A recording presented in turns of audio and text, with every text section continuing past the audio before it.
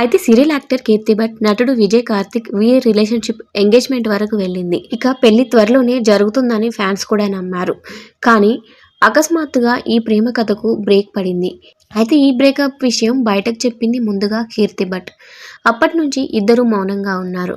అయితే రీసెంట్గా విజయ్ కార్తిక్ ఒక పోస్ట్ని షేర్ చేశారు.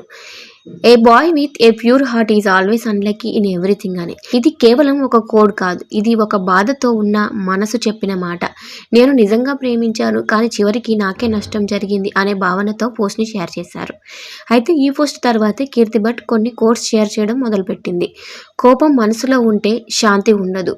కోపం ద్వేషం లేనప్పుడు మన స్పర్శ కూడా ప్రేమగా మారుతుందని షేర్ చేశారు. అయితే విజయ్ పోస్ట్ చెప్తుంది నాకు బాధ ఉంది అని. కీర్తి పోస్ట్ చెప్తుంది ఆ బాధ నుంచి బయటపడాలి అని. ఇది ఆరోపణ కాదు, ఇది రెండు మనసుల స్పందన. బ్రేకప్ తర్వాత ఎవరు తప్పు ఎవరు కరెక్టు అనే దానికంటే ఎవరు ఎలా బాధపడ్డారు అన్నదే నిజం.